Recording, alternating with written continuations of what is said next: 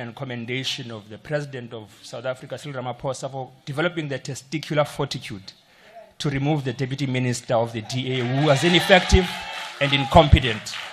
And long may these removals continue. Speaker, so the Money Bills Act stipulates that the Division of Revenue Bill must be in line with fiscal framework. And we have long labored as the EFF that the budget process has been characterized by deceit.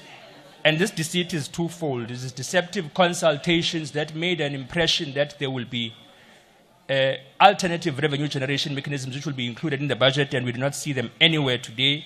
Furthermore, deceptions in terms of 3 ring-fenced options of austerity, borrowing, and strategic tax adjustments, which were the rationale for the generation mechanisms in the first version of this budget. The minister has now implemented all 3 of these things: austerity through numerical cuts and below inflation allocations to all departments. He has now implemented borrowing through a 1.5 billion loan from the World Bank, and he has also implemented tax adjustments through the fuel levy. Now, as the EFF, we have now introduced the Public Finance Management Amendment Bill, which will restrict reckless and irresponsible borrowing from financial institutions globally, because there must be an authority of parliament that guides all loans which are conducted. House Chairperson, the EFF rejects the 2025 Division of Revenue Bill as proposed by the Minister of Finance and agreed to by the Democratic Alliance, Action SA, Rise Mzansi, and BOSA, led by Honorable Maimane, who is also the chairperson of the Standing Committee on Appropriations, because that committee has failed to fulfill its constitutional mandate.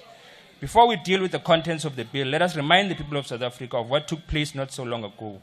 When we were processing the Division of Revenue Bill that had to be withdrawn because the Minister of Finance lost the VAT court case, the committee had resolved to amend the bill, and Honorable Maimane will remember this. We had agreed that more than half of the 257 municipalities are in financial distress, with 20% of them not financially viable at all. That means they're unable to meet even the most basic obligations required to deliver services.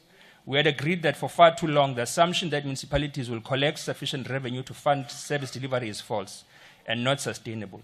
The majority of our people are unemployed. The economy is stagnant, racial inequality continues to deepen, and we have more than 12 million people without work, 12 million people with no ability to pay for services even if they wanted to. We had also agreed that the growing number of indigent households, many of whom are not even registered for indigent support, deserve automatic and unconditional access to free water, free sanitation, and free electricity.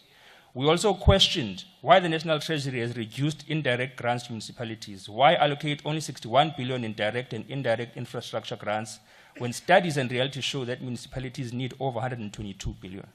More importantly, we had agreed that there is merit in the SALGA study, which demonstrates that the deliberate underfunded mandates across all categories of municipalities are reckless and irresponsible. We had a consensus, we had a plan, we even agreed on a way forward to amend the bill and increase allocations to municipalities that are collapsing in front of our eyes.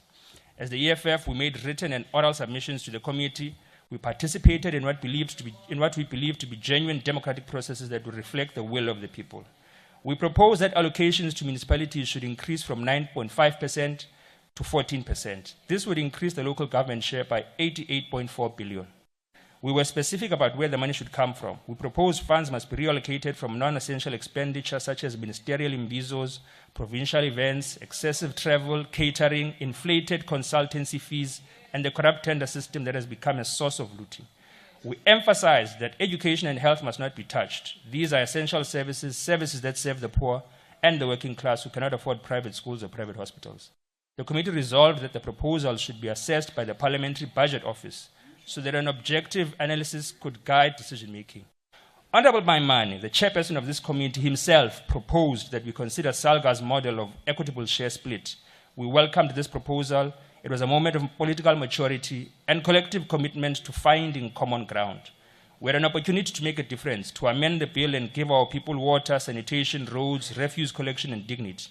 We had an opportunity to end sewage leakages in Deep Sloot, in Alexandra, in Nyanga, in Kayamnandi, where the Democratic Alliance governs, in Umlazi, in Tembisa, in Orange Farm, in Soweto.